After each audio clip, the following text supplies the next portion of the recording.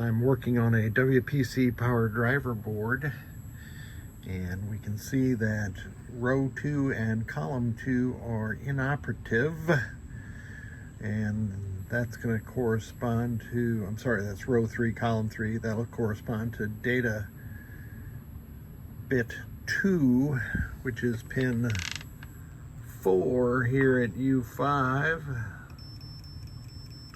So I can see it's getting to U5. It is pin 13, 11, 12, 13 over here on U9. So the signal is not being propagated from past U5 to U9 and to one of these 74 LS74s, and that's one of these is the row and one is the column. I don't remember which. But we need to patch up D2's communication from here to here.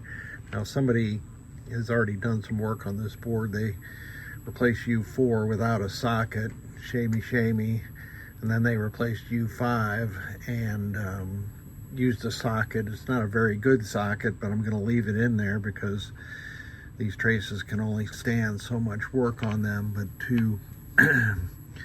to correct the issue where U5 wasn't receiving the blanking signal at pin 1, which is a low signal, I added this little jumper from pin 1 of U4 over to U5. When they installed U4, they ripped the pin 1 through hole, and it was no longer making from the left side of the through hole to the right side of the through hole.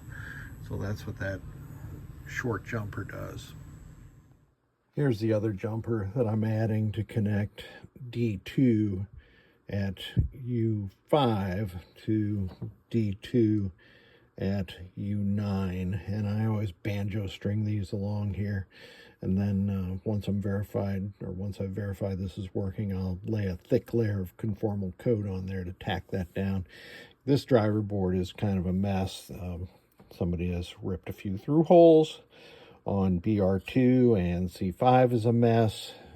BR1 is a mess, but I'm going to leave that because I don't think taking parts off to make minor cosmetic improvements is a good idea. Now, one thing I still have to do is, and I always do this, but I seldom mention it, these legs of the LM323K, they're almost always crystallized like that. And you can see the solder fracture. So I always remove that solder and flow new solder in.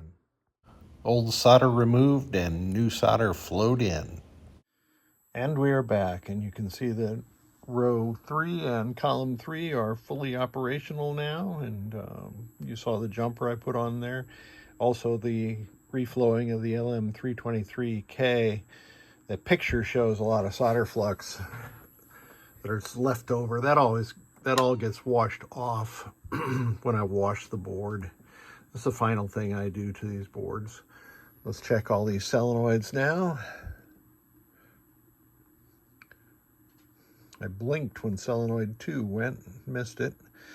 I had a problem the other day where I tested a board and I'm looking right at it and I knew everything worked properly, but then when I uploaded it to YouTube, it didn't show 2 of the solenoids working. Pretty irritating. Well, how about if we connect up some general illumination power here, and we'll make sure that everything's dimming correctly. Outstanding.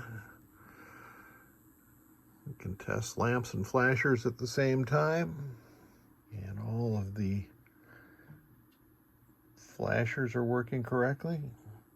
Hello, Mr. Winter Ant. And all the lamps are working correctly. Voltages coming from this board are as shown. This board is good to go, even though it's dirty. I've got to wash it up, get rid of the solder flux there too. And I thank you so much.